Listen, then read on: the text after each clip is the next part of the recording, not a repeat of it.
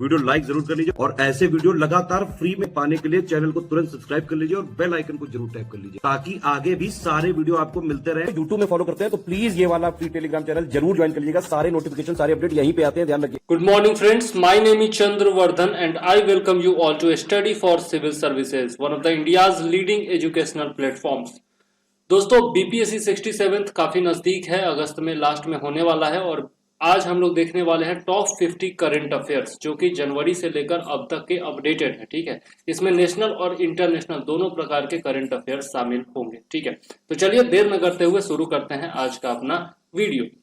यहाँ पर कुछ लिंक्स दिए हुए हैं, कुछ नंबर्स दिए हुए हैं जिनसे आप हमारे पेड ग्रुप में जुड़ सकते हैं और अपनी तैयारी को नया आयाम दे सकते हैं। तो आइए देखते हैं सबसे पहला जो क्वेश्चन है हमारा वो क्या है। सबसे पहला क्वेश्चन है कि हिंद प्रशांत आर्थिक ढांचा IPEF पहल में कौन से देश शामिल नहीं है। Which countries are not included in the Indo-Pacific Economic Framework IPEF।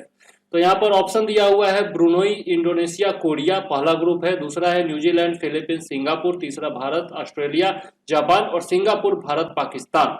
ठीक है, तो आंसर जो होगा उसमें पाकिस्तान इसमें शामिल नहीं है, इस पहल में पाकिस्तान शामिल नहीं है, इसलिए आंसर क्या हो जाएगा, आंसर हमारा फोर्थ हो जाएगा। याद रखिएगा पाकिस्तान इसमें शामिल नहीं है। चलिए इसके बारे में थोड़ा सा देख लेते हैं।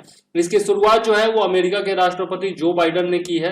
अमेरिका के साथ साथ 12 अन्य देश जो है इसमें शामिल हैं, जिसमें भारत है, ऑस्ट्रेलिया है, जापान है, ब्रुनई है, Indonesia, Korea, Malaysia, New Zealand, Philippines, Singapore, Thailand और वियतनाम शामिल है। देख सकते हैं आप पाकिस्तान कहीं नहीं है इसमें, तो आंसर हमारा फोर्थ हो जाएगा। ये देश जो है वो विश्व के जीडीपी के 40% का प्रतिनिधित्व करते हैं, ये याद रखिएगा। और IPEF का उद्देश्य क्या है, तो IPEF का उद्देश्य है आने वाले दशकों में हिंद प्रशांत क्षेत्र में प्रौद्योगिकी, नवाचार और वैश्विक अर्थव्यवस्था के लिए संबंधों को मजबूत करना। तो IPEF का मेन एम जो है वो strengthen ties for technology innovation in the Indo Pacific region and for global economy in the coming decades. ठीक है, याद जरूर रखिएगा, बहुत ही इंपॉर्टेंट क्वेश्चन। चलिए नेक्स्ट क्वेश्चन देख लेते हैं। हाल ही में टॉम्ब ऑफ सैंड को अंतरराष्ट्रीय बुकर पुरस्कार दिया गया है। यह किस भाषा से अनुवादित उपन्यास है, मतलब मूल रूप से किस भाषा में लिखा गया था यह बताना है। ऑप्शन है recently the Tomb of Sand has received the International Booker Prize, it is the novel translated from which language, English, Hindi, Bengali या फिर गुजराती। तो आंसर क्या हो जाएगा, हिंदी हो जाएगा, क्योंकि यह मूल रूप से हिंदी में लिखा गया था। ठीक है, चलिए आगे देख लेते हैं, इसके बारे में थोड़ा सा देख लेते हैं। हिंदी लेखिका गीतांजलि श्री का यह उपन्यास है और यह टॉम ऑफ सैंड जो है वो बुकर पुरस्कार जीतने वाला किसी भी भारतीय भाषा से अनुवादित पहला उपन्यास है। Tomb of Sand is the first novel translated from any Indian language to win Booker Prize. Okay, और यह जो है मूल रूप से हिंदी में लिखा गया था रेत समाधि के रूप में। ठीक है, originally published in Hindi as Ret Samadhi, याद रखिएगा। और इसका जो अनुवाद किया गया है वह डेजी रॉकवेल के द्वारा अंग्रेजी में किया गया है, याद जरूर रखना है। ठीक है, डेजी रॉकवेल। अंतरराष्ट्रीय बुकर पुरस्कार के बारे में देखें तो वार्षिक रूप से किसी ऐसे पुस्तक को प्रदान किया जाता है जिसका अंग्रेजी में अनुवाद किया गया हो और यूके या आयरलैंड में प्रकाशित किया गया हो। ठीक है, International Booker Prize is awarded annually, सबसे पहले तो एनुअली दिया जाता है, ये याद रखना है। और a book that has been translated into English and published in UK और आयरलैंड, ये दोनों चीजें याद रखनी है आपको। ठीक है, और इसमें क्या शुरुआत कब हुई थी, तो 2005 में हुई थी, और शुरुआत जब हुई थी तब इसका नाम था मैन बुकर अंतरराष्ट्रीय पुरस्कार। ठीक है, started in the year 2005 as the Man Booker International Prize. ठीक है, याद रखिएगा इंपॉर्टेंट पॉइंट्स। आगे देख लेते हैं। हाल ही में बंगाल की खाड़ी में आए करीम चक्रवात का नाम किस देश ने रखा था। Which country named the Karim cyclone that hit the Bay of Bengal recently. Pakistan, Bharat, Seychelles और इराक। तो आंसर क्या हो जाएगा इसमें, आंसर हो जाएगा सेशेल्स। ठीक है, सेशेल्स इसका सही आंसर हो जाएगा। आइए देखते हैं इसके बारे में। चक्रवात आसनी भी एक आया था जो कि बंगाल की खाड़ी में सक्रिय था और इसका एक जुड़वा चक्रवात बाद में आया जिसका नाम था चक्रीम, मतलब कि करीम, मतलब पहले से आसनी चक्रवात सक्रिय था, एक्टिव था, और उसके बाद जो है दक्षिणी गोलार्ध में ये जो आया चक्रवात करीम, ठीक है। और दोनों जो है हिंद महासागर क्षेत्र में बने थे, याद रखिएगा, both were made in the Indian Ocean region, ठीक है। और दोनों ही चक्रवात एक ही देशांतर में उत्पन्न हुए थे, ठीक है, एक ही देशांतर में उत्पन्न हुए और अब जो है वो अलग अलग हो रहे हैं। इस चक्रवात का नाम करीम जो था वो सेशेल्स ने दिया था, ठीक है। Both the cyclones originated in the same longitude and are now separating, both were made in the Indian Ocean region, याद रखिएगा। और ये जो है आपका साइक्लोन करीम, इसका जुगरवा चक्रवात किसको कहा जाएगा, ट्विन साइक्लोन जो है वो किसको कहा जाएगा, साइक्लोन असानी को कहा जाएगा, ठीक है, याद रखिएगा। चलिए आगे देख लेते हैं। भारत के स्वदेशी हल्के लड़ाकू विमान तेजस ने अपनी हथियार क्षमता में 5वीं पीढ़ी के पाइथन 5 मिसाइल को जोड़ा है। पाइथन 5 के बारे में बताना है कि यह क्या है। तेजस, India's indigenous light combat aircraft, added the 5th generation Python 5 missiles in its weapon capability. Python 5 is a, what is Python 5? हवा से हवा में मार करने वाली missile, air to surface missile, air to air, sea to air या फिर air to C missile, ठीक है। ये जो है आपको बताना है। तो यहां पर हम लोग देख लेते हैं, यह जो है वो आपका एयर टू एयर मिसाइल है। आंसर क्या हो जाएगा, हवा से हवा में मार करने वाली मिसाइल है पाइथन 5। रक्षा अनुसंधान और विकास संगठन यानी कि डीआरडीओ के द्वारा यह बनाया गया है। गोवा में इसका परीक्षण किया गया, तेजस विमान से किया गया, याद रखिएगा। 5वीं पीढ़ी का है पाइथन 5 और एयर टू एयर मिसाइल है जिसका सफलतापूर्वक प्रक्षेपण किया गया है। उद्देश्य क्या है, एम है, क्या है एम, इसका ऑब्जेक्टिव क्या है, to validate the enhance capability of Derby beyond visual range AAM already integrated on Tejas. मतलब तेजस पर पहले से ही जो एकीकृत आपका Derby beyond visual range missile तैनात है, एएएम तैनात है, एयर टू एयर मिसाइल कहते हैं एएम को, तो उसकी बढ़ी हुई क्षमता को मान्य करना इसका उद्देश्य है, ठीक है। पाइथन 5 का निर्माण जो है वो इजराइल के राफेल एडवांस डिफेंस सिस्टम ने किया है, ठीक है, याद रखिएगा। और यह दुनिया के सबसे ज्यादा सोफिस्टिकेटेड गाइडेड मिसाइल्स में से एक है, ठीक है, याद रखिएगा, सबसे परिष्कृत निर्देशित मिसाइलों में से एक है। नेक्स्ट है Chandler Good Government Index CGGI 2021 में भारत को किस स्थान पर रखा गया है। India has been placed at which spot in the Chandler Good Government Index CGGI 2021। तो 49th, 50th, 51st और 52nd, आंसर क्या हो जाएगा, 49th हो जाएगा, ठीक है। देख लेते हैं, भारत को 104 देश, टोटल 104 देश थे जिसमें कि 49th प्लेस पर भारत को रखा गया है। फिनलैंड जो है वह शीर्ष स्थान पर है यानी कि टॉप पोजीशन पर है, और वेनेजुएला जो है वो 104th यानी कि लास्ट रैंक जो है वेनेजुएला का है, ठीक है। रैंक 1 किसका है, फिनलैंड का है, सेकंड पर स्विट्जरलैंड है, थर्ड पर सिंगापुर, फोर्थ पर नीदरलैंड और फिफ्थ पर कौन है, डेनमार्क है, ठीक है। यह जो है चार्टर्ड इंस्टीट्यूट ऑफ गवर्नेंस के द्वारा जारी किया जाता है, जिसका मुख्यालय कहाँ है, सिंगापुर में, ठीक है। हेडक्वार्टर किधर है, सिंगापुर में है। सूचकांक जो है वो 7 स्तंभों के आधार पर तैयार किया जाता है, 7 पिलर्स है इसके, 7 पिलर्स देयर आर, और इसका और 7 पिलर्स जो है उनमें कौन कौन सा शामिल है, तो नेतृत्व और दूरदर्शिता यानी कि लीडरशिप एंड विजन, दूसरा है मजबूत संस्थान यानी कि स्ट्रॉन्ग इंस्टीट्यूशन, तीसरा है मजबूत कानून और नीतियां यानी कि स्ट्रॉन्ग लॉज एंड पॉलिसीज, आकर्षक बाजार स्थान यानी कि अट्रैक्टिव मार्केट प्लेस, उसके बाद वित्तीय प्रबंधन यानी कि फाइनेंशियल मैनेजमेंट, और लोगों की वृद्धि यानी कि हेल्पिंग पीपल ग्रो, और वैश्विक प्रभाव यानी कि ग्लोबल इन्फ्लुएंस, और रिपुटेशन मतलब कि प्रतिष्ठा। तो ये 7 इसके पिलर्स है। आगे देख लेते हैं, नेक्स्ट क्वेश्चन क्या है, फियरलेस गवर्नेंस नामक पुस्तक किसके द्वारा लिखी गई है। The book title fearless governance authored bye, option क्या क्या है, किरण बेदी, द्रौपदी मुर्मू, ममता बनर्जी और स्मृति ईरानी। आंसर क्या हो जाएगा, इसमें आंसर हो जाएगा किरण बेदी, किरण बेदी। द्रौपदी मुर्मू एनडीए की उम्मीदवार है, राष्ट्रपति पद की उम्मीदवार है, ठीक है, याद रखिएगा, झारखंड से संबंधित है। स्मृति ईरानी आप लोग जानते ही हैं, केंद्रीय सरकार में मंत्री है, और ममता बनर्जी जो है वो पश्चिम बंगाल की कौन है, मुख्यमंत्री हैं। तो इसका आंसर जो है वो आपका किरण बेदी है, जो कि कहाँ की राज्यपाल रही थी, पुडुचेरी की पूर्व राज्यपाल, उप राज्यपाल रही थी, और वहां जो उन्होंने उनका जो अनुभव था उसी के आधार पर यह जो है तैयार किया है उन्होंने बुक। 40 वर्षों का इनका टोटल अनुभव है, भारतीय पुलिस सेवा यानी कि आईपीएस भी थी, पूर्व आईपीएस, और पुदुचेरी की उपराज्यपाल भी थी, ठीक है। डॉक्टर किरण बेदी के द्वारा लिखा गया यह पुस्तक है, ठीक है। तो based on doctor Bedi's nearly 5 years experience as the lieutenant governor of Puducherry and her 40 years of experience in the Indian police service. आगे देख लेते हैं, नेक्स्ट क्वेश्चन हमारा क्या है, नेक्स्ट क्वेश्चन है, भारत का नवीनतम सुपर कंप्यूटर कौन सा है? Which is the latest super computer of India? Option है परम व्योम, परम अनंत, परम गंगा या फिर परम शून्य। आंसर क्या हो जाएगा? आंसर है आपका परम अनंत। ठीक है, चलिए इसके बारे में देख लेते हैं। परम अनंत इसका नाम है। सुपर कंप्यूटिंग कैपेबिलिटी कितनी है, क्षमता क्या है? तो 838 टेराफ्लॉप्स इसकी क्षमता है। राष्ट्रीय computing mission, national super computing capability इसकी जो है, ये सबसे पहले देख लेते हैं, 838 टेराफ्लॉप्स।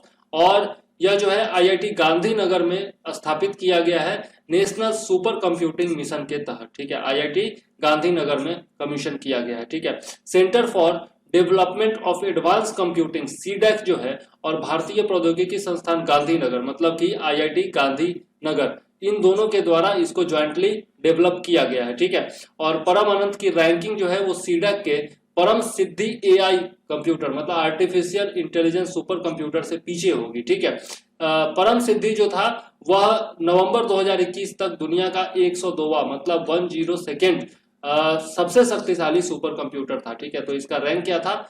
102nd था। ठीक है, राष्ट्रीय सुपर कंप्यूटिंग मिशन के तहत पूरे देश भर में 24 पेंटाफ्लॉप की कुल गणना क्षमता वाले 15 सुपर कंप्यूटर स्थापित किए गए हैं। Under the National Supercomputing Mission 15 supercomputers with a total computing capability of 24 petaflops have been installed so far across the country. और ये सभी कंप्यूटरों का निर्माण जो है वो भारत में स्वदेशी रूप से विकसित सॉफ्टवेयर स्टैक पर काम कर रहा है। ठीक है, all the supercomputers are manufactured in India working on the indigenously developed software stack. Okay, याद रखिएगा। आगे देख लेते हैं, अरुणाचल प्रदेश में पाई गई सेला मकाक किसकी नई प्रजाति है? Sela macaque found in Arunachal Pradesh is the new species of, तो यहाँ पर है बंदर, गिद्ध, जंगली सुअर या फिर तितली। आंसर क्या हो जाएगा? मंकी, यानी कि बंदर की नई प्रजाति है। और कहां पर? अरुणाचल प्रदेश में यह पाई गई है, याद रखिएगा। नामकरण जो है वो सेला दर्रा के नाम पर किया गया है, नेम्ड आफ्टर सेला पास। और सेला दर्रा की जो ऊंचाई है, हाइट जो है वो समुद्र तल से 13,700 फीट है। ठीक है, 13,700 फीट एबव सी लेवल।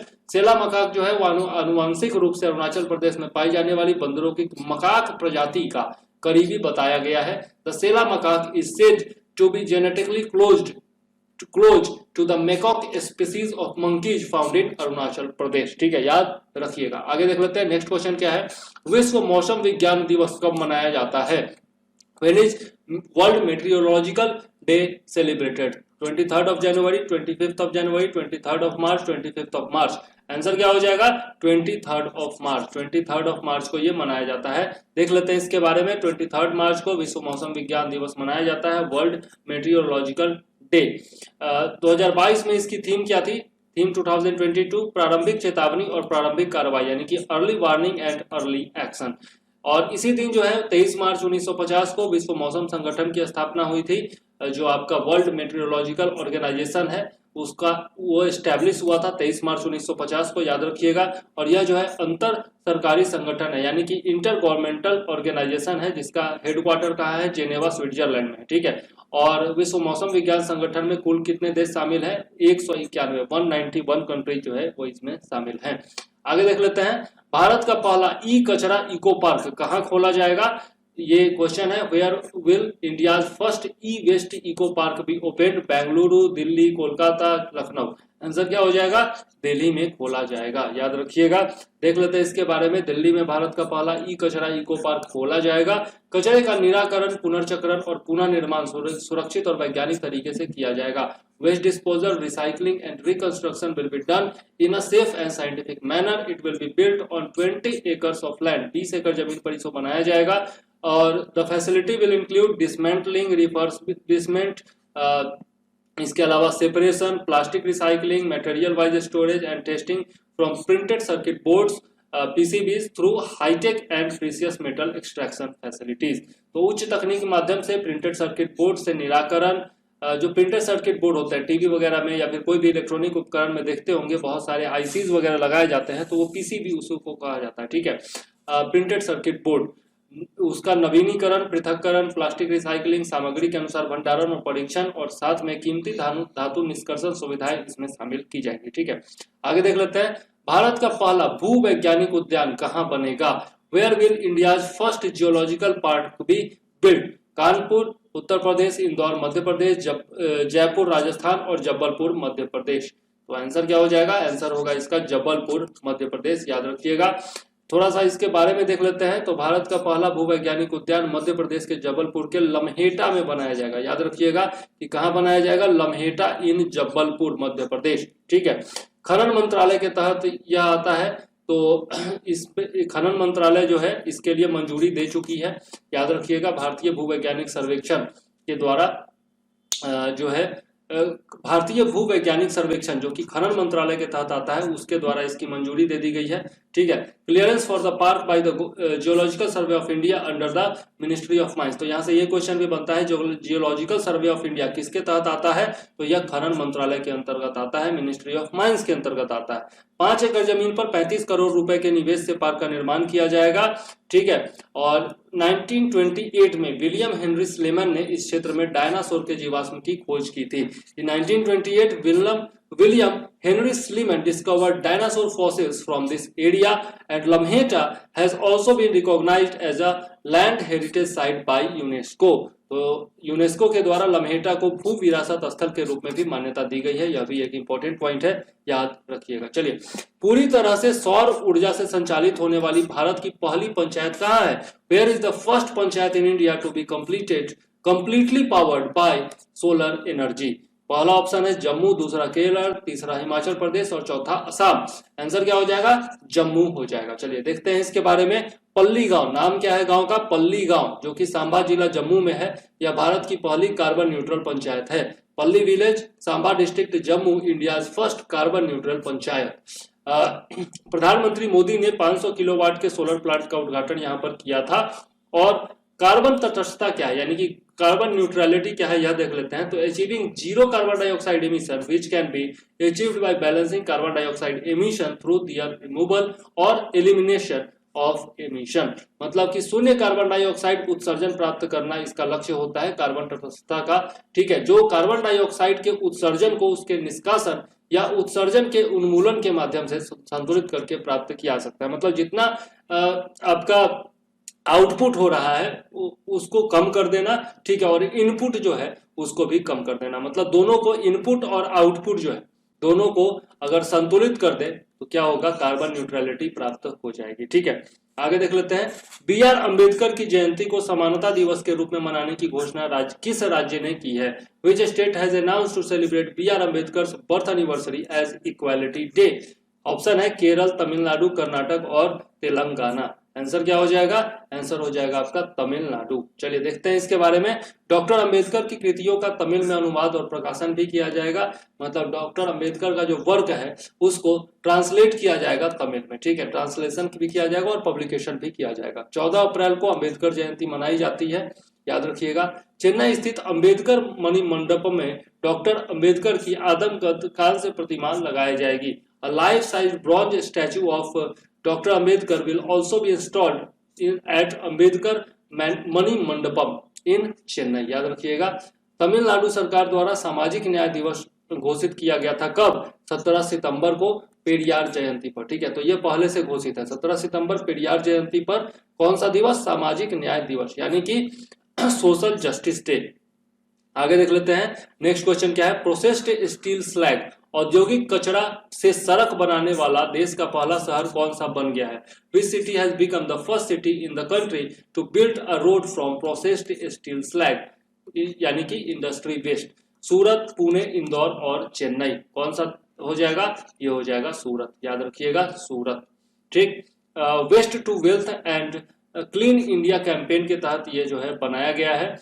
वैज्ञानिक और औद्योगिक अनुसंधान परिषद यानी कि CSIR, scientific and industrial research council, केंद्रीय सड़क अनुसंधान संस्थान CRRI यानी कि सेंट्रल रोड रिसर्च इंस्टीट्यूट, और केंद्रीय इस्पात मंत्रालय यानी कि central steel ministry, NITI Aayog जो है जो गवर्नमेंट थिंक टैंक है, और हजीरा में आर्सेलर मित्तल निप्पॉन स्टील द्वारा एक संयुक्त उद्यम परियोजना है। मतलब कि ये सारे ने मिल करके ज्वाइंटली ये परियोजना बनाई है। ठीक है, आर्सेलर मित्तल, निप्पॉन स्टील, यही इसका AM से आर्सेलर मित्तल और NS से हो गया निप्पॉन स्टील। स्लैग क्या होता है? स्लैग जो है वो पिघली हुई फ्लक्स सामग्री के लगभग 1500 से 1600 डिग्री सेंटीग्रेड पर एक स्टील की भट्टी फर्नेस में दहन करने से अशुद्धता के रूप में उत्पन्न होता है। स्लैग क्या होता है? arises as impurity due to combustion of molten flux material at about 1500 to 1600 degrees centigrade in a steel furnace, याद रखिएगा। ठीक है, चलिए आगे देख लेते हैं। विभिन्न राष्ट्रों के बीच जलमार्ग क्षेत्र में सहयोग की नई संभावनाओं पर विचार विमर्श करने के उद्देश्य से वाटर कॉन्क्लेव 2022 का आयोजन कहाँ किया गया? Where was the Water Conclave 2022 organized to discuss new possibilities of cooperation in the waterway sector between different nations? तो ऑप्शन है इसमें असम, त्रिपुरा, गुजरात और ओडिशा। ठीक है, तो इसका कहां पर किया गया? ये किया गया आपका असम में आयोजन इसका किया गया। देख लेते हैं इसके बारे में। वाटर कॉन्क्लेव 2022 जो है उसका आयोजन कहाँ किया? असम के डिब्रूगढ़ में किया गया। ठीक है, और यह जो है केंद्रीय बंदरगाह, नौवहन एवं जलमार्ग मंत्रालय के द्वारा भारतीय अंतर्देशीय जलमार्ग प्राधिकरण के साथ संयुक्त तौर पर किया गया। ठीक है, union ministry of port, shipping and waterways jointly with inland waterways authority of India. Partner कौन है? तो पार्टनर है इसमें FICCI and international chamber of commerce. ठीक है, याद रखिएगा फिक्की और ICC जो है इंटरनेशनल चैम्बर ऑफ कॉमर्स इसमें साझेदार है, यानी कि भागीदार। ठीक है, पार्टनर। नेक्स्ट क्वेश्चन है, पांचवा बिम्स्टेक शिखर सम्मेलन 30 मार्च 2022 को कहां आयोजित किया गया? Where was the 5th BIMSTEC summit held on March 38, 2022? देख लेते हैं। थाईलैंड, जापान, श्रीलंका और भूटान। आंसर क्या हो जाएगा? श्रीलंका हो जाएगा। ठीक है, चलिए देखते हैं इसके बारे में। श्रीलंका में हाइब्रिड मोड में आयोजित किया गया और इसका थीम क्या था? Towards a resilient region, prosperous economies, healthy people. मतलब कि एक रिजिलियंट क्षेत्र, उसके अलावा समृद्ध अर्थव्यवस्था और स्वस्थ लोगों की ओर। ठीक, आगे देख लेते हैं। बिम्स्टेक के सदस्य देश कौन कौन है? मेंबर कंट्रीज हैं India, Sri Lanka, Bangladesh, Thailand, Myanmar, Bhutan और नेपाल। ठीक है, बिम्स्टेक का फुल फॉर्म क्या होता है ये भी पूछा जा सकता है। तो बिम्स्टेक का फुल फॉर्म होता है bay of Bengal initiative for multi sectoral technical and economic corporation, याद रखिएगा। ठीक है, स्विस ओपन 2022 में पुरुष एकल का खिताब किसने जीता? यह क्वेश्चन बहुत इंपॉर्टेंट है। Who won the men's single title at Swiss open 2022? Option है HS प्रणॉय, विक्टर एक्सेलसन, इसके अलावा जोनाथन क्रिस्टी और लक्ष्य सेन। ठीक है, यहां पर क्या होगा? आंसर हो जाएगा जोनाथन क्रिस्टी। यहां पर HS प्रणॉय जो है वो भारत के हैं और ये हार गए थे फाइनल में। पुरुष एकल के फाइनल में HS प्रणॉय जो है वो हार गए, उपविजेता बने। ठीक है, रनर अप रहे, और जोनाथन क्रिस्टी जो है वो जीत गए थे। ठीक है, और दूसरी तरफ देखें तो वुमेन सिंगल्स में PV सिंधु जो है वो जीत गई। थाईलैंड की बुसानन ओंग बाम रुगफान को हराया है उन्होंने बेसल में। ठीक है, याद रखिएगा बेसल में हुआ था महिला एकल का खिताब, यानी कि वुमेन सिंगल्स का खिताब। PV सिंधु जो है वो जनवरी 2022 में Syed Modi India international trophy भी जीती थी। ठीक है, तो PV Sindhu won the Syed Modi India international in January 2022 also. ठीक है, तो याद रखिएगा कि जोनाथन क्रिस्टी ने मेंस सिंगल्स का अवार्ड जीता स्विस ओपन 2022 में, और वुमेन सिंगल्स का पुरस्कार किसने जीता? तो PV सिंधु ने जीता था। ठीक है, चलिए आगे देख लेते हैं। सीमा सड़क संगठन बॉर्डर रोड ऑर्गेनाइजेशन ने 20 मई 2022 को किस राज्य में नेफिचू सुरंग का उत्खनन कार्य पूरा किया? कहां पर एक्सकेवेशन वर्क पूरा किया? नेफिचू टनल का। ठीक है, किसने? बॉर्डर रोड ऑर्गेनाइजेशन ने। तो देख लेते हैं सिक्किम, अरुणाचल प्रदेश, मणिपुर और त्रिपुरा। आंसर क्या हो जाएगा? अरुणाचल प्रदेश, याद रखिएगा। चलिए देख लेते हैं इसके बारे में। परियोजना वर्तक के द्वारा BRO के द्वारा निर्मित किया गया है। Manufactured by BRO under project Vartak. Altitude क्या है, मतलब ऊंचाई कितनी है? 5700 फीट है, और इसका शेप कैसा है? D शेप में है और 500 मीटर लंबा है। ठीक है, ये टनल जो है वो 500 मीटर लॉन्ग है। प्रोजेक्ट वर्तक क्या है देख लेते हैं। A project of the Border Road Organisation under the ministry of Defence India. ठीक है, मतलब कि रक्षा मंत्रालय के तहत यह जो है BRO यानी कि सीमा सड़क संगठन की एक परियोजना है। इसका गठन जो है 7 मई 1960 को किया गया था, जवाहरलाल नेहरू के टाइम में, ठीक है, याद रखिएगा। और दूसरी सीमा सड़क विकास बोर्ड के बैठक के प्रावधान के रूप में किया गया था, प्रोजेक्ट टस्कर के रूप में, ठीक है। पहले इसका नाम क्या था, प्रोजेक्ट टस्कर था, और अब इसका नाम क्या हो गया, प्रोजेक्ट वर्तक हो गया, ठीक है। बाद में 1963 में प्रोजेक्ट वर्तक इसका नाम दिया गया था। It was renamed project Vartak in 1963। इस परियोजना का प्रारंभिक कार्य क्या था, सबसे पहला जो काम था वो था भालुकपोंग और टेंगा के बीच सड़कों का निर्माण और रखरखाव करना, ठीक है। और यह सीमा सड़क संगठन की पहली स्थापित परियोजना है। This is the first established project of the Border Road Organisation. इसके कार्य को बाद में अरुणाचल प्रदेश और असम के आसपास जिलों में सड़कों के निर्माण के लिए विस्तारित किया गया था। The work was later extended to the construction of roads in the adjoining district of Arunachal Pradesh and Assam. याद रखिएगा, आगे देख लेते हैं। नेक्स्ट क्वेश्चन है हमारा 2022 क्वाड शिखर सम्मेलन 24 मई 2022 को कहां आयोजित हुआ? Where was the 2022 Quad summit held on 24th of May 2022? Option है जापान, अमेरिका, भारत और ऑस्ट्रेलिया। आंसर क्या हो जाएगा? आंसर हो जाएगा जापान। क्वाड में कौन कौन से देश आते हैं? ये चारों देश आते हैं, चारों जो ऑप्शन में देश दिए हुए हैं ये सब देश आते हैं क्वाड में, ठीक है। आगे देख लेते हैं इसके बारे में। प्रधानमंत्री भारत के नरेंद्र मोदी, अमेरिका के राष्ट्रपति जो बाइडन, जापान के पीएम फोमियो किशिदा, याद रखिएगा फोमियो किशिदा, और यहाँ पर जापान के जो पूर्व प्रधानमंत्री थे शिंजो आबे, उनकी कल ही हत्या कर दी गई है, तो ये जो है आपको याद रखना चाहिए। नवनिर्वाचित ऑस्ट्रेलियाई पीएम एंटनी अल्बनीश, ये चारों ने शिखर सम्मेलन में भाग लिया, और यह दूसरा इन पर्सन क्वाड समिट है। पहला कहाँ हुआ था? अमेरिका में हुआ था। इसमें क्या किया गया है? क्वाड फेलोशिप लॉन्च किया गया है, जिसमें अमेरिका के जो प्रमुख विज्ञान, प्रौद्योगिकी और इंजीनियरिंग और गणित से जुड़े हुए इंस्टीट्यूट्स हैं, उनमें अध्ययन के लिए 25 छात्रों का चयन किया जाएगा, ठीक है। मतलब उनमें स्कॉलरशिप दिया जाएगा, और अमेरिका के जो टॉप कॉलेज हैं, चाहे वो टेक्नोलॉजी से जुड़े हुए हों, इंजीनियरिंग से जुड़े हुए हों, मैथमेटिक्स से या फिर साइंस से जुड़े हुए हों, उनमें 25 छात्रों को स्कॉलरशिप के तहत शिक्षा दी जाएगी, ठीक है, क्वाड देश के। आगे देख लेते हैं इसका विजन क्या है। क्वाड का विजन क्या है? Free and open Indo Pacific, यह आपको याद रखना चाहिए। Free and open Indo Pacific जो है यह क्वाड का विजन है, और पूर्व और दक्षिण चीन समुद्र में एक नियम आधारित समुद्री व्यवस्था। Free and open Indo Pacific and rule based maritime order in the East and South China Seas, ठीक है। क्वाड सदस्य देशों द्वारा Quad infrastructure coordination group, green shipping network, clean hydrogen partnership, Quad fellowship, semiconductor supply chain initiative, Quad senior cyber group आदि का गठन किया गया है। तो इन क्वाड कंट्रीज के द्वारा क्या क्या इनिशिएटिव लिए गए हैं उनके बारे में है ये। Quad infrastructure coordination group, green shipping network, clean hydrogen partnership, Quad fellowship, इसके अलावा semiconductor supply chain initiative, Quad senior cyber group, और ये सब जो है इसके द्वारा इनिशिएटिव लिए गए हैं, क्वाड के द्वारा, आपको याद रखना चाहिए। चलिए देख लेते हैं हाल ही में जारी पासपोर्ट रिपोर्ट हेनले पासपोर्ट सूचकांक 2022 में भारत को कौन सा स्थान दिया गया है, ठीक है।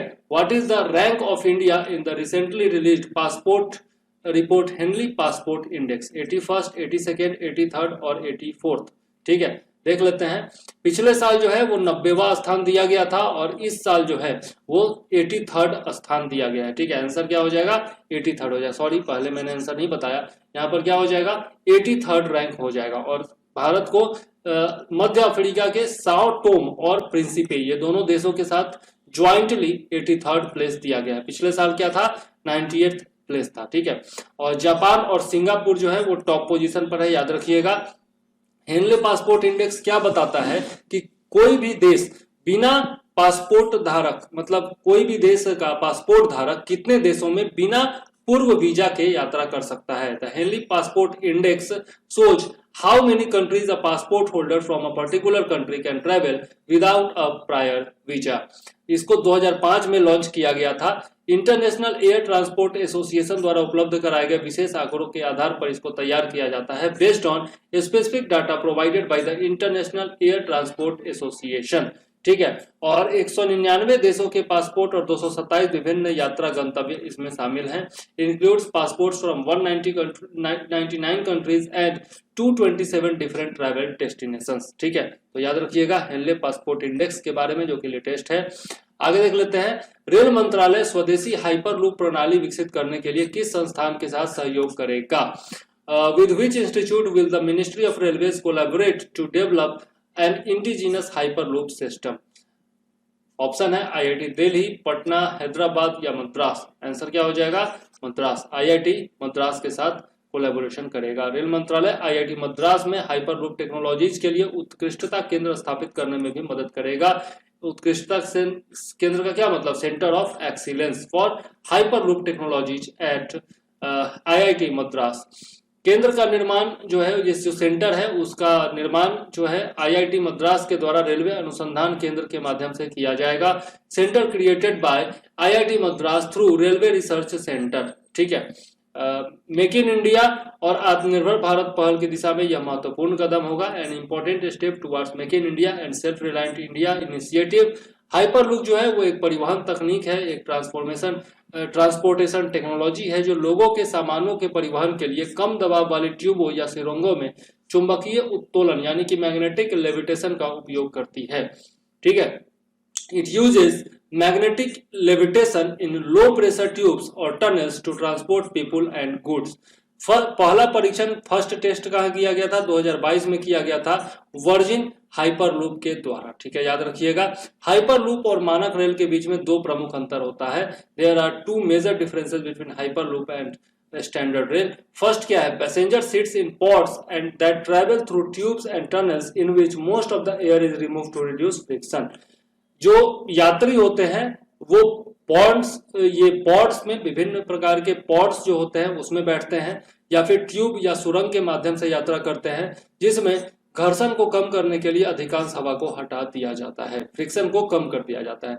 दूसरा अंतर क्या है? पहियों का उपयोग करने के बजाय पॉड्स एयर स्की पर तैरते हैं चुंबकीय उत्तोलन का उपयोग करके। ठीक है, instead of using wheels the pods will float on air skis और यूज मैग्नेटिक लेविटेशन। ठीक है, 2017 में आईआईटी मद्रास के छात्रों के द्वारा आविष्कार हाइपरलूप नाम की एक टीम बनाई गई थी।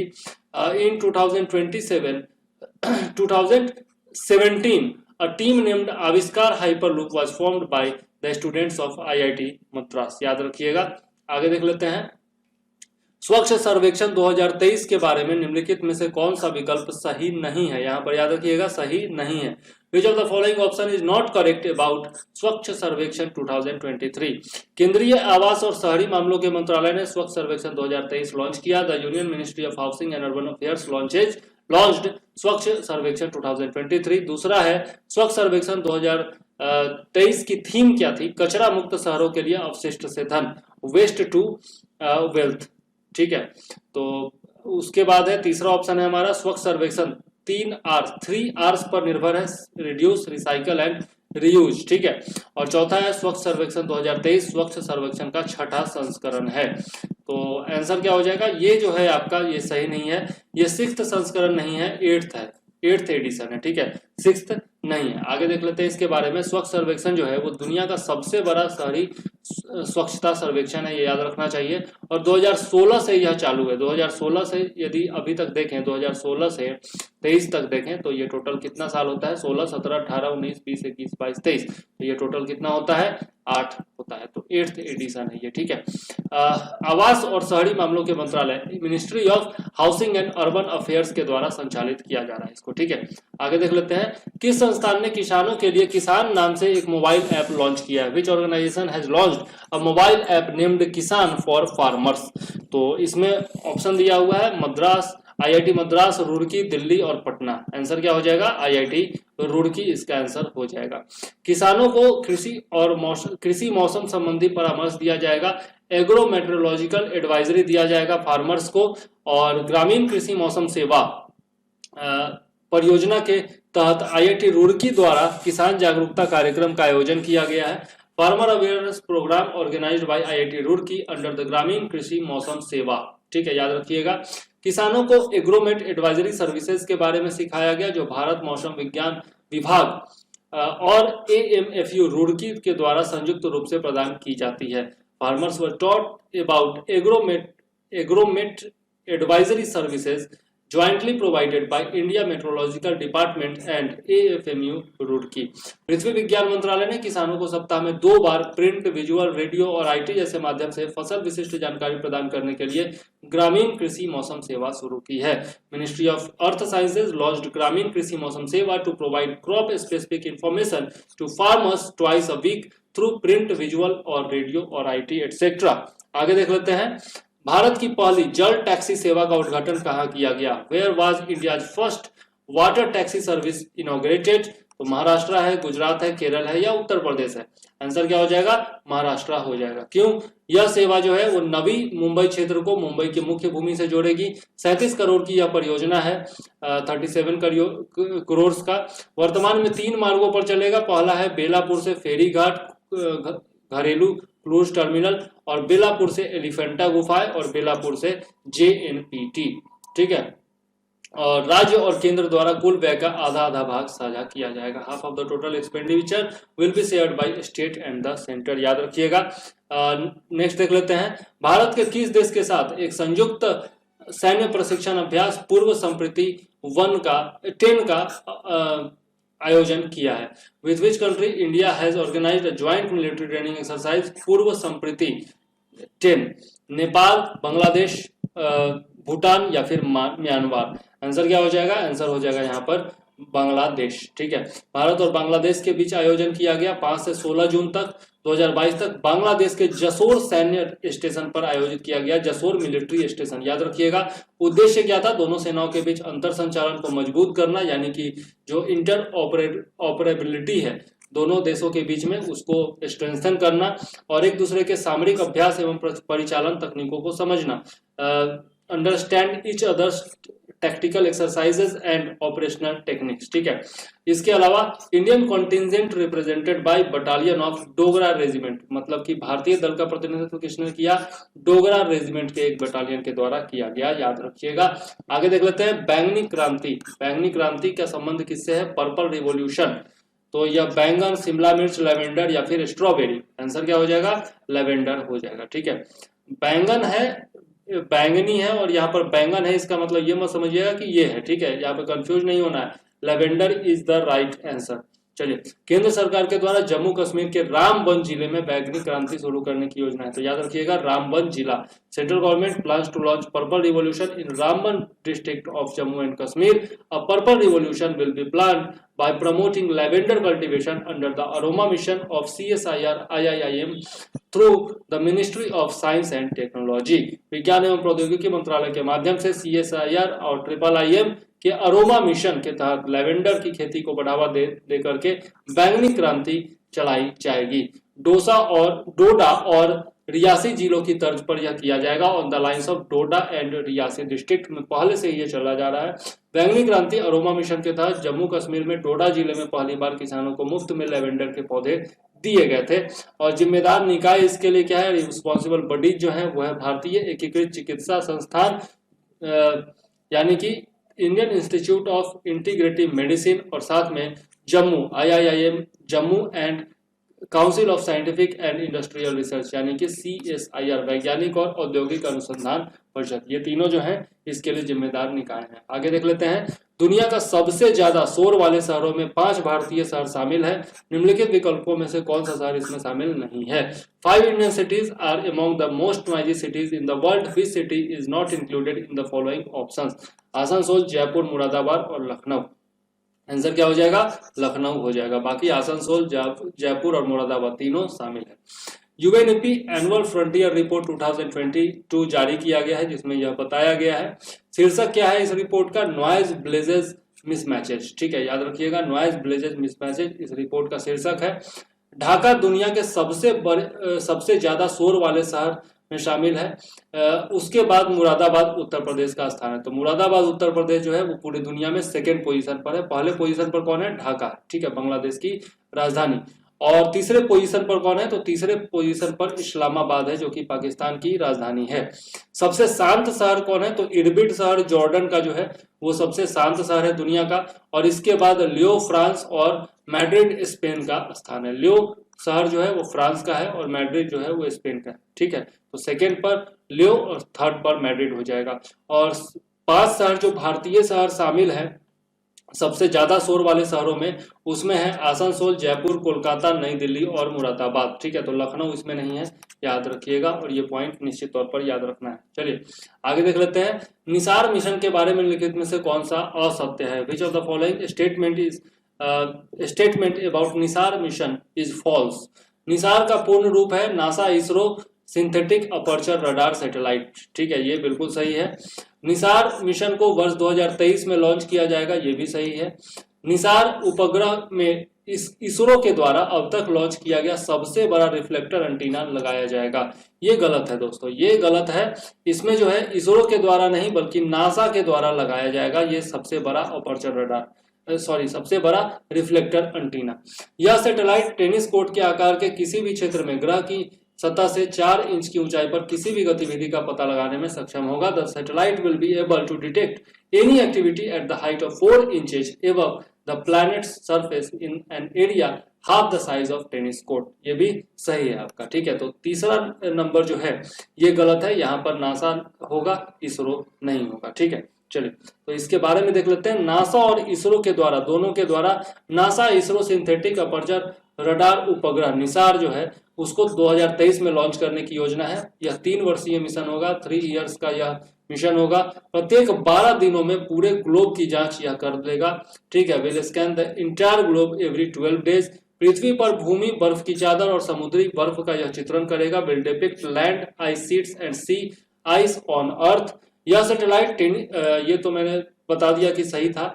नेक्स्ट है नासा जो है वो इस उपग्रह के लिए रडार, विज्ञान आग्रह हेतु high rate communication subsystem, GPS receiver और एक पेलोड डाटा सबसिस्टम देगा। NASA will provide radar, high rated communication subsystem for science data, GPS receiver and payload data subsystem for this satellite.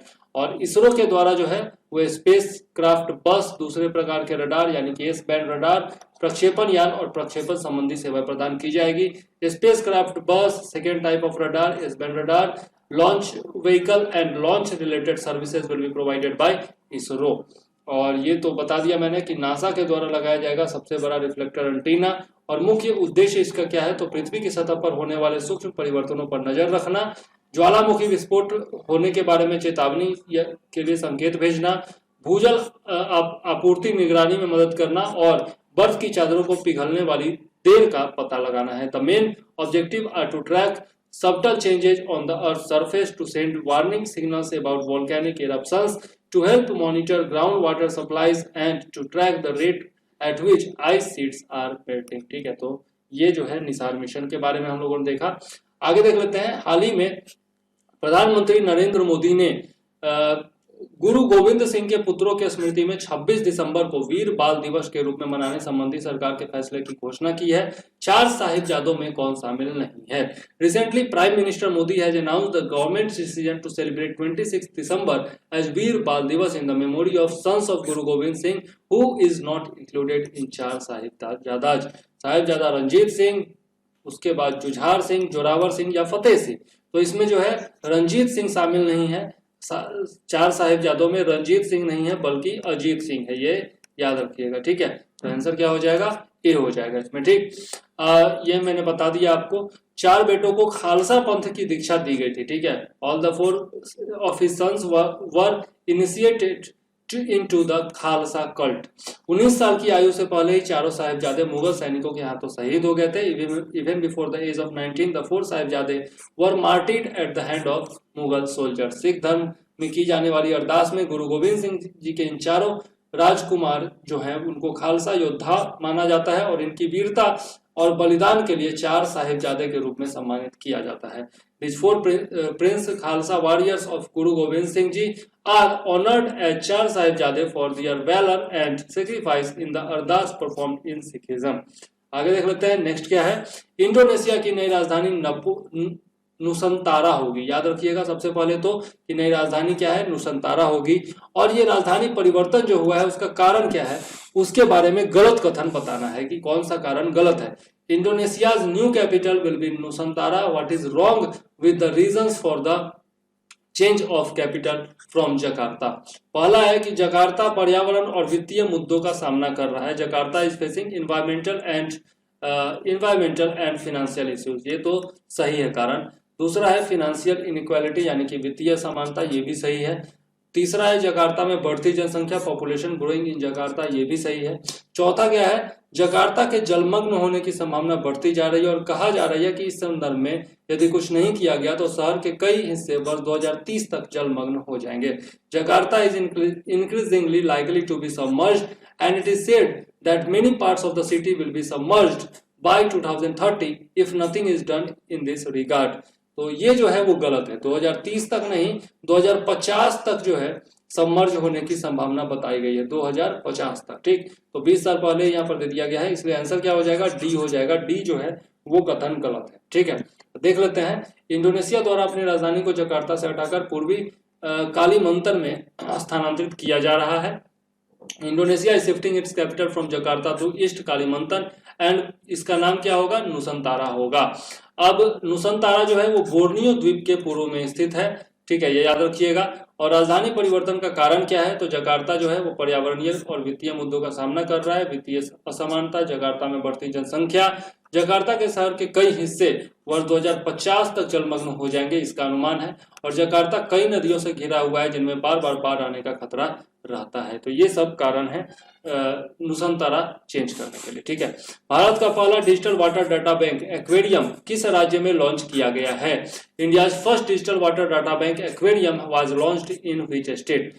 Option है तमिलनाडु, कर्नाटका, महाराष्ट्र और Gujarat. Answer क्या हो जाएगा, कर्नाटका. बेंगलुरु में यह स्थापित किया गया है. डिजिटल वाटर डाटा बैंक जो है वो विभिन्न संस्थानों से प्राप्त जल डाटा की एक सूची है. Digital water data bank is a list of water data received from various institutions. यह सुरक्षित जल से युक्त दुनिया के लिए साक्ष्य आधारित नीतियां और निर्णय लेने में मदद करता है. It helps in making evidence based policies and decisions for safe water world.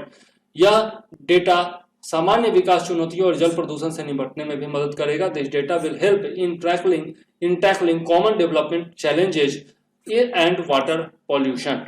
Aquarium जो है वो भारत का पहला डिजिटल वाटर डाटा बैंक है. नाम याद रखिएगा, एक्वेरियम. ठीक है, यह एक्वा क्राफ्ट वेंचर्स की एक पहल है. It is an initiative of aqua craft ventures. ठीक है, और एक्वेरियम को बेंगलुरु कर्नाटक में लॉन्च किया गया है, यह भी याद रखिएगा. Launch at Bengaluru Karnataka. Mission Indradhanush में पहला स्थान हासिल किसने किया है? Which state had got the first position in mission Indradhanush? Option क्या क्या है, ओडिशा, उत्तर प्रदेश, बिहार, वेस्ट बंगाल. आंसर क्या हो जाएगा, ए नंबर, ओडिशा. ओडिशा जो है वो फर्स्ट रैंक हासिल किया है. राष्ट्रीय परिवार स्वास्थ्य सर्वेक्षण, नेशनल फैमिली हेल्थ सर्वे, जो कि 5th एडिशन जो है इसका, उसके अनुसार ओडिशा पूर्ण टीकाकरण कवरेज में राष्ट्रीय स्तर पर सूची में सबसे ऊपर है. इसमें कवरेज कितना हुआ है, 90.5%. पूर्ण टीकाकरण के मामले में शामिल 12 बीमारियां कौन कौन सी हैं? 12 disease covered by the vaccination are कौन कौन है? तपेदिक यानी कि ट्यूबरकुलोसिस, टीबी.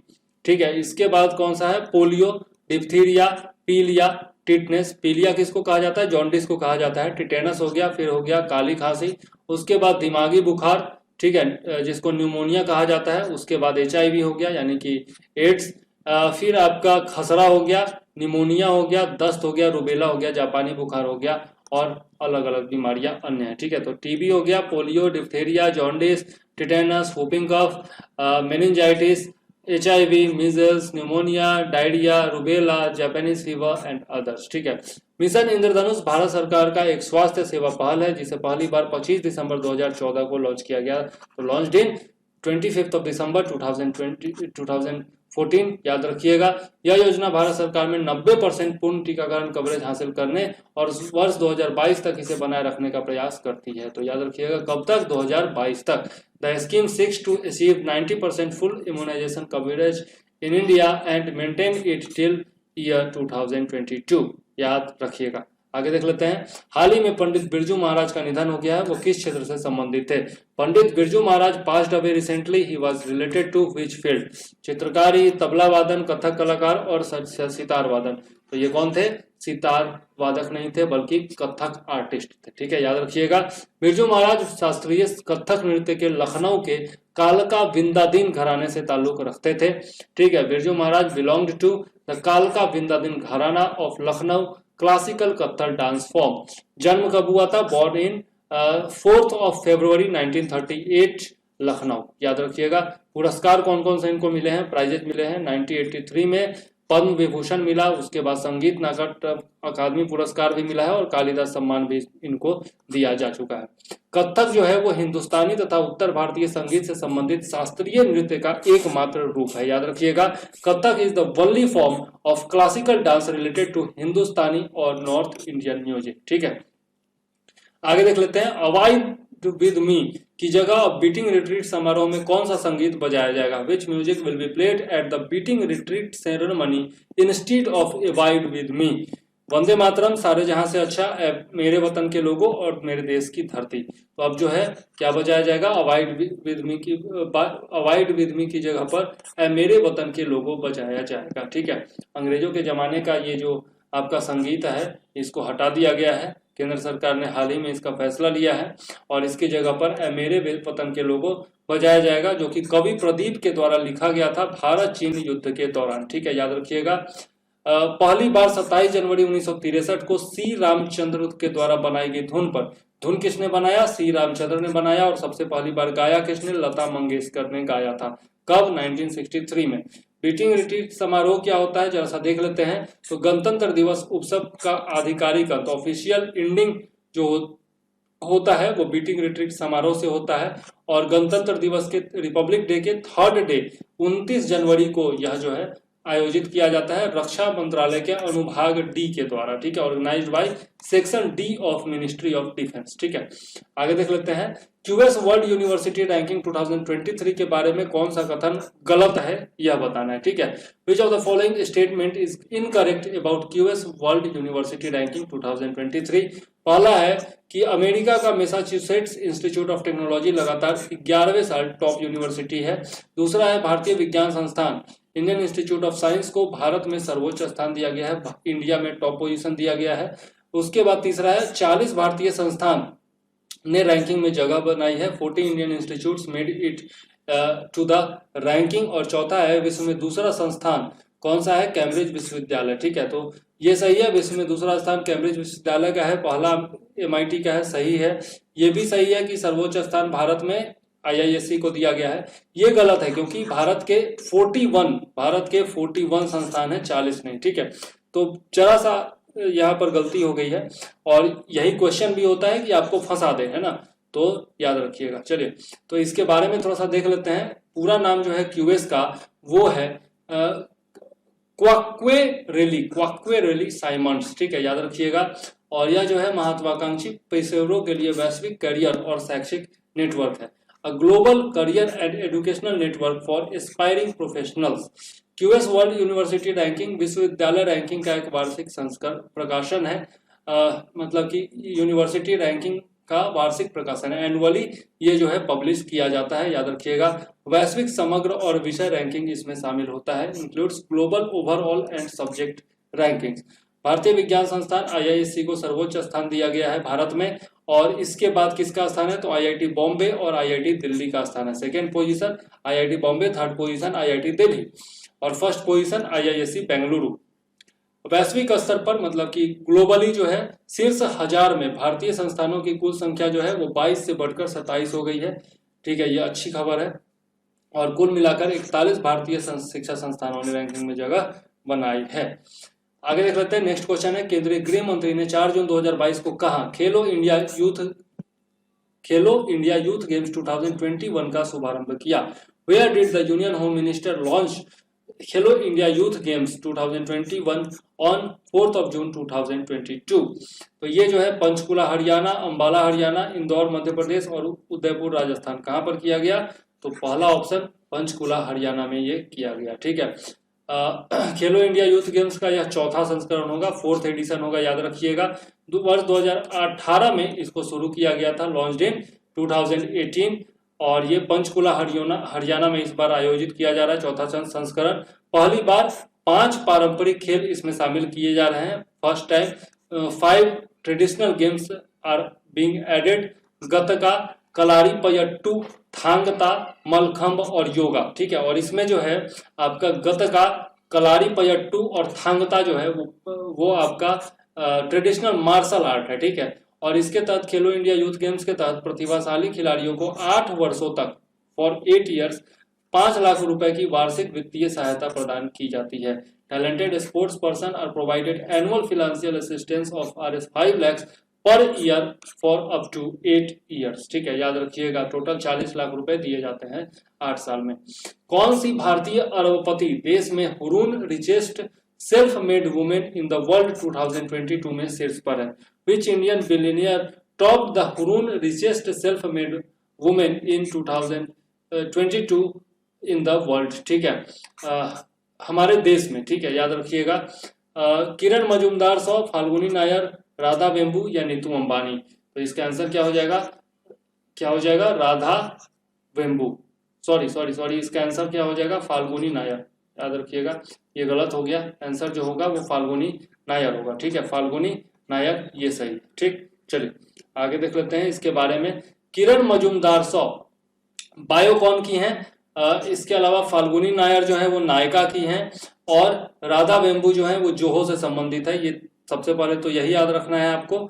और यह जो है आपका लेटेस्ट जो Hurun richest self made women in the world 2022 आया है, उसमें ये तीनों शामिल हैं। वू यजून जो है बीजिंग की एक प्रॉपर्टी डेवलपर है, इनको टॉप पोजीशन दिया गया है, याद रखिएगा। वू यजून चाइना की। और इसमें नायका की सीईओ और संस्थापक फाल्गुनी नायर को शीर्ष 10 सबसे अमीर महिलाओं की सूची में रखा गया है, और इनकी संपत्ति कितनी है? 7.6 अरब डॉलर। भारत की सबसे अमीर स्वनिर्मित महिला किरण मजूमदार 100 को पीछे छोड़ दिया इन्होंने। और यह जो है नायका की सीईओ शीर्ष 10 में तो शामिल है ही, साथ में भारत में सबसे अमीर स्वनिर्मित महिला चुनी गई हैं। और सब इससे पहले जो है वो किरण मजूमदार 100 थी, जिनको इन्होंने पीछे छोड़ दिया है। आगे देख लेते हैं। एबेल पुरस्कार 2022 प्राप्त करने वाले डेनिस पॉर्नेल सुलिवन किस देश से संबंधित है? Dennis Parnell Sullivan who received the Abel Prize 2022 belongs to which country? Option है जर्मनी, अमेरिका, ब्रिटेन और फ्रांस। क्या हो जाएगा? अमेरिका सही आंसर हो जाएगा। देख लेते हैं। Norwegian academy of science and later के द्वारा वर्ष 2022 के एबेल पुरस्कार की घोषणा की गई। तो अनाउंस किसके द्वारा किया गया? Norwegian academy of science and letters. और ये जो है American mathematician Dennis Parnell Sullivan को दिया गया। किसके लिए? टोपोलॉजी के बीज गणितीय, ज्यामितीय और गतिशील पहलुओं में महत्वपूर्ण योगदान के लिए। Honoured for his important contributions of the algebraic, geometric and dynamic aspects of topology. Topology क्या है? टोपोलॉजी जो है गणित का एक विशिष्ट क्षेत्र है जिसका संबंध किसी भी प्रकार की सतह के ऐसे गुणों से है जो विकृत होने पर भी नहीं बदलते हैं। Topology is a specialized field of mathematics that deals with the properties of any type of surface that do not change when deformed. स्थापना इसकी कब की गई थी? एबेल पुरस्कार की 1 जनवरी 2002 को की गई थी। उद्देश्य क्या है? तो गणित के क्षेत्र में उत्कृष्ट वैज्ञानिक कार्यों को सम्मानित करना, to honour outstanding scientific work in the field of mathematics. और प्राइज मनी इसमें कितना होता है? 7.5 मिलियन नॉर्वेजियन क्रोनर होता है, यानी कि $6,25,000 होता है, ठीक है, याद रखिएगा। गणित का सर्वाधिक प्रतिष्ठित पुरस्कार कौन सा है? फील्ड मेडल है, याद रखिएगा। और फील्ड मेडल भी दे दिया गया है, नेक्स्ट वीडियो में हम लोग देखने वाले हैं। 40 वर्ष की आयु तक के गणितज्ञों को प्रत्येक 4 वर्ष के अंतराल पर यह जो फील्ड मेडल है वो दिया जाता है, ये याद रखना है आपको, ठीक। चलिए नेक्स्ट है। विश्व सतत विकास शिखर सम्मेलन के विषय में निम्नलिखित कथनों पर विचार कीजिए। पहला कथन क्या है? 2022 की थीम है परिस्थिति अनुकूल ग्रह की ओर सतत और समतावादी भविष्य को सुनिश्चित रखना, towards an eco friendly planet ensuring a sustainable and egalitarian future. Next है, यह ऊर्जा एवं संसाधन संस्थान द्वारा वार्षिक रूप से आयोजित किया जाने वाला प्रमुख कार्यक्रम है। This is the major program organized annually by the Energy and resources institute यानी कि TERI यह वैश्विक मुद्दों पर विकासशील देशों में आयोजित होने वाला एकमात्र शिखर सम्मेलन है। It is the only summit on global issues to be held in developing countries. और चौथा क्या है, the 21st edition of the world sustainable development summit was organised in 2022।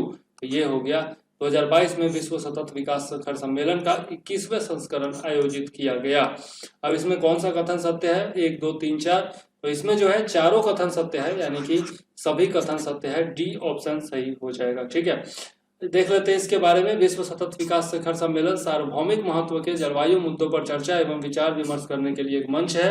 World sustainable development summit a forum to discuss and deliberate on climate issues of universal importance.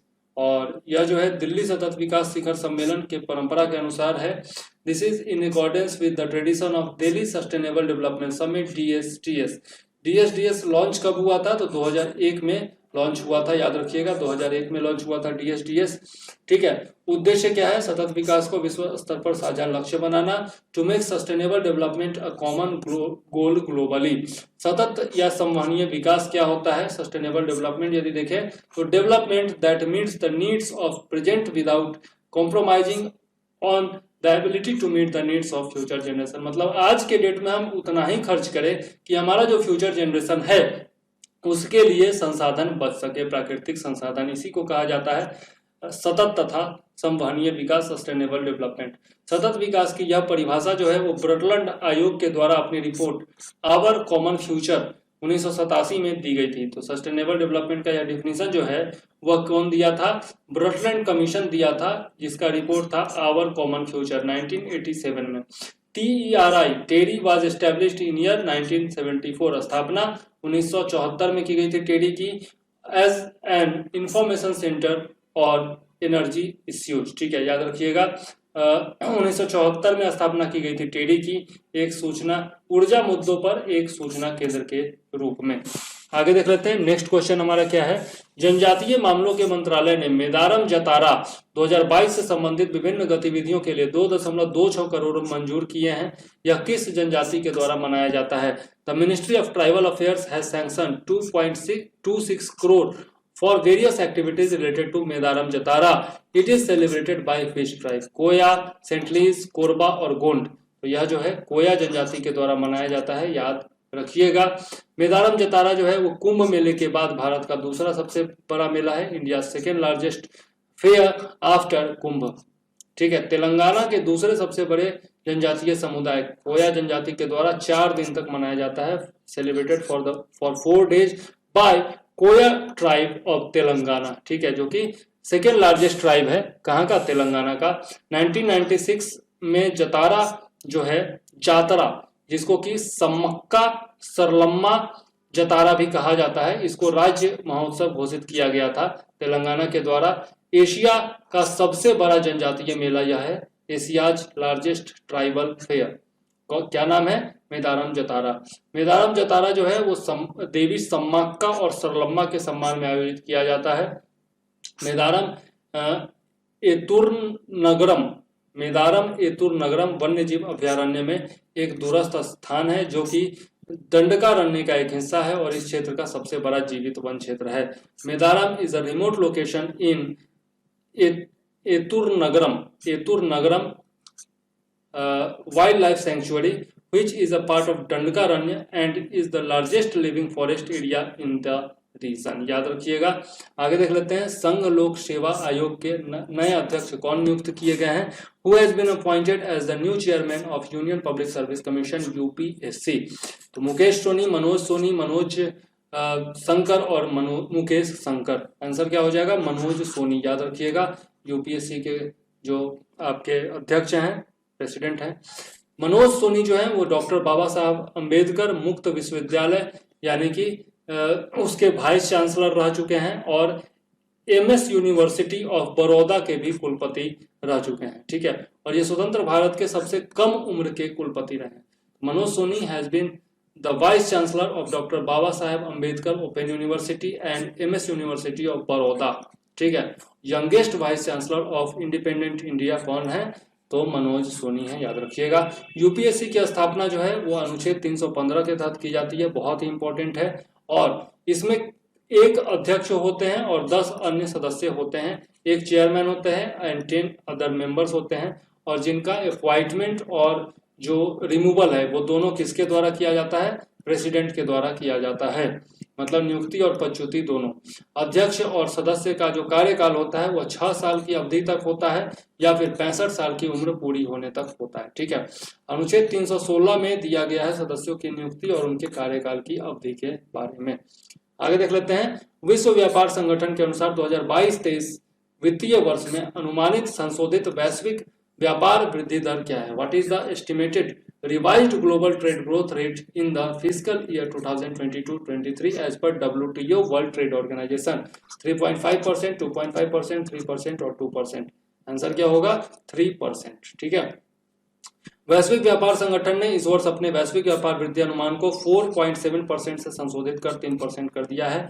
पहले कितना था? 4.7% था, अब कितना कर दिया गया? 3% कर दिया गया है। क्यों? रूस यूक्रेन युद्ध प्रभाव के कारण। The world trade organisation has revised its global trade growth forecast from 4.7% to 3% this year due to the impact of Russia Ukraine war। 2023 में यह बढ़कर कितना हो जाएगा? 3.4% हो जाएगा, यह भी याद रखिएगा। संगठन ने संभावित खाद्य संकट के बारे में एक चेतावनी जारी की है जो दुनिया को प्रभावित कर सकता है। The organisation has also issued a warning about the potential food crisis that could affect the world. रूस और यूक्रेन के से निर्यात में व्यवधान है और यह निर्यात संकट कीमतों को बढ़ा रहा है जो दुनिया भर के गरीब देशों को प्रभावित करेगा। There are disruptions in exports from Russia and Ukraine. This exports crisis is driving up prices that will affect poor countries around the world। क्योंकि रूस और यूक्रेन से बहुत सारे खाद्यान्नों का निर्यात किया जाता है। नीति आयोग ने राज्य ऊर्जा एवं जलवायु सूचकांक लॉन्च किया है, इसके विषय में कौन सा कथन सही नहीं है यह बताना है। NITI Aayog has launched the State Energy and Climate Index, which statement is not correct about this। इस सूचकांक में 6 मापदंडों का उपयोग किया गया है, ये सही है। 6 parameters are used in this index. B है, इन मापदंडों को आगे 25 संकेतकों में विभाजित किया गया है, ये गलत है। 25 संकेतक नहीं है, टोटल 27 संकेतक होते हैं, 27, तो ये जो है गलत है। आंसर क्या हो जाएगा? बी हो जाएगा। लेकिन बाकी ऑप्शन भी पढ़ लेते हैं। बड़े राज्यों में शीर्ष 3 राज्य कौन कौन है? गुजरात, केरल और पंजाब, ये भी सही है। और मध्य प्रदेश, छत्तीसगढ़ और झारखंड जैसे राज्यों को इस सूचकांक में सबसे नीचे रखा गया है, ये भी सही है, ठीक है। तो गलत कौन सा है? बी है गलत। 27 संकेतक होंगे, 27 इंडिकेटर्स।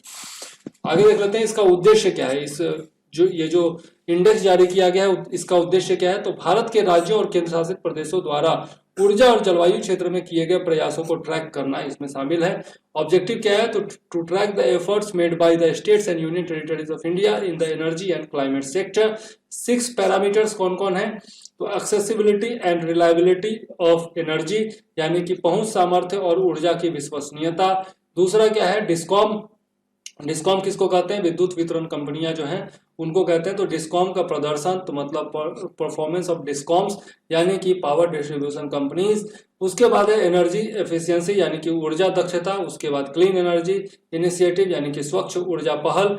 उसके बाद न्यू इनिशिएटिव्स, मतलब नई पहलें। और इन्वायरमेंटल सस्टेनेबिलिटी, यानी कि पर्यावरण स्थिरता या सततता। The criteria further divided into 27 indicator, जैसा मैंने बताया 25 नहीं 27 होगा, ठीक है, 27 मापदंड। Top 3 state among small states are Goa, Tripura and Manipur.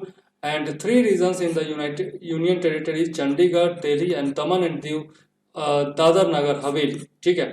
मतलब कि यूनियन टेरिटरीज में देखें तो टॉप में कौन कौन है? चंडीगढ़, दिल्ली और दमन और दीव, दादर नगर हवेली है, ठीक है। ये आपको याद रखना है, इंपॉर्टेंट है। राष्ट्रीय जैव ईंधन नीति 2018 में संशोधन के बाद पेट्रोल में 20% एथेनॉल ब्लेंडिंग हासिल करने का नया लक्ष्य कब निर्धारित किया गया है? When is the new target of achieving 20% ethanol blending in petrol set after amendment in National Biofuel Policy 2018? तो 2022, 23, 23, 24, 24, 25, 25, 26, तो नया जो लक्ष्य है वो रखा गया है 25-26 का, ठीक है। 2025-26 रखा गया है। केंद्रीय मंत्रिमंडल द्वारा राष्ट्रीय जैव ईंधन नीति 2018 में संशोधन किया गया है, अमेंडमेंट किया गया है, किसमें, नेशनल बायोफ्यूल पॉलिसी 2018 में, और लक्ष्य जो पहले एम था 2030 उसको अब 2025-26 कर दिया गया, मतलब पहले ही कर दिया गया। राष्ट्रीय जैव ईंधन नीति यानी कि बायोफ्यूल पॉलिसी जो है 2018 बायो इथेनॉल, बायोडीजल और बायो सीएनजी पर केंद्रित है। The national biofuel policy 2018 focuses on bio ethanol, biodiesel and bio CNG. Important point है, याद रखिएगा। इस नीति के प्रमुख भाग इथेनॉल सम्मिश्रण कार्यक्रम यानी कि ethanol blending programme, production of second generation ethanol मतलब कि दूसरी पीढ़ी के इथेनॉल का उत्पादन, और तीसरा है फीड स्टॉक में R&D यानी कि R&D research and development in feed stock. ठीक है, प्रारंभिक लक्ष्य 2030 तक 20% सम्मिश्रण प्राप्त करना था, मतलब इससे पहले जो था। वर्तमान में अखिल भारतीय औसत सम्मिश्रण कितना है, जो एवरेज ब्लेंडिंग है प्रेजेंटली वो है 9.90, याद रखिएगा 9.90%। नेक्स्ट है, पर्यटन मंत्रालय ने पुनौरा धाम को स्वदेश दर्शन योजना के रामायण परिपथ में शामिल कर लिया है। यह किस राज्य में अवस्थित है? The ministry of tourism has included Punaura Dham in the Ramayana circuit of Swadesh Darshan scheme, in which state is it located? Uttar Pradesh, Madhya Pradesh, Bihar, Uttarakhand. तो यह जो है बिहार में अवस्थित है, और बिहार सरकार ने ही इसके लिए बोला था, मतलब कि अनुरोध किया था, और उसके आधार पर पर्यटन मंत्रालय के द्वारा पुनौरा धाम को स्वदेश दर्शन योजना के रामायण परिपथ में शामिल किया गया है। पुनौरा धाम पर्यटन मंत्रालय की प्रसाद योजना के तहत भी शामिल है। Punaura Dham also included under the PRASAD scheme of ministry of tourism. याद रखिएगा, प्रसाद योजना कौन चला रही है? Ministry of tourism. Punaura Dham जो है वो माता सीता का जन्म स्थान माना जाता है नहीं, माना जाता है। ठीक है, तो याद रखिएगा, यह सीतामढ़ी शहर से लगभग 5 किलोमीटर पश्चिम में स्थित है, पुनौरा गांव में, और लगभग 10 एकड़ भूमि में फैला हुआ है। ठीक है, तो याद रखिएगा सीतामढ़ी शहर में यह स्थित है। मंदिर परिसर में एक राम जानकी मंदिर है, सीता कुंड नामक एक तालाब है, और एक हॉल भी बना हुआ है। ठीक है, याद रखिएगा। देख लेते हैं नेक्स्ट, हाल ही में किस देश के द्वारा सरमट इंटरकॉन्टिनेंटल बैलिस्टिक मिसाइल का सफलतापूर्वक परीक्षण किया गया है? Which country has successfully test fired Sarmat intercontinental ballistic missile recently? Option है ईरान, रशिया, सऊदी अरब या इजिप्ट। तो आंसर क्या हो जाएगा? तो रूस हो जाएगा आंसर इसका सही। देख लेते हैं, इंटरकॉन्टिनेंटल बैलिस्टिक मिसाइल सरमट का परीक्षण रूस ने 20 अप्रैल 2022 को किया। याद रखिएगा, RS-28 सरमट, नाटो नाम इसका क्या है? सैटर्न 2 है। ठीक है, न्यूनतम 10 डिकॉय और वार हेड ले जाने में सक्षम है। The RS-28 सरमट, NATO name Saturn II, is capable of carrying a minimum of 10 decoys and warheads. यह पृथ्वी के किसी भी ध्रुव पर फायरिंग की क्षमता रखती है। It has the capability of firing at any pole of the earth. और इसकी मारक क्षमता क्या है? फायर पावर जो है वो 11,000 से 18,000 किलोमीटर है, याद रखिएगा। नेक्स्ट है, स्किल इंडिया इंटरनेशनल सेंटर कहाँ विकसित किया जाएगा? Where will the skill India international centre be developed? Lucknow, Gorakhpur, Kanpur, Varanasi. Answer क्या हो जाएगा? वाराणसी, मोदी जी का संसदीय क्षेत्र। वाराणसी उत्तर प्रदेश में एक स्किल इंडिया इंटरनेशनल सेंटर विकसित करने हेतु नेशनल स्किल डेवलपमेंट कॉर्पोरेशन और यूएई के डीपी वर्ल्ड के बीच एक समझौता ज्ञापन पर हस्ताक्षर किए गए हैं। A memorandum of understanding has been signed between National Skill Development Corporation (NSDC) and DP World of UAE to develop a Skill India International Center in Varanasi, Uttar Pradesh. याद रखिएगा, डीपी वर्ल्ड की भारतीय इकाई हिंदुस्तान पोर्ट्स और प्राइवेट लिमिटेड के द्वारा इस पर समझौता ज्ञापन पर हस्ताक्षर किया गया। यह केंद्र कनाडा, संयुक्त अरब अमीरात, यूएई, खाड़ी सहयोग परिषद यानी कि गल्फ कॉर्पोरेशन काउंसिल क्षेत्र जैसे देशों में स्थित विभिन्न अंतर्राष्ट्रीय नियोक्ताओं की मांग के अनुसार देश के युवाओं को कौशल प्रदान करने हेतु प्रशिक्षण सुविधाएं उपलब्ध कराएगा।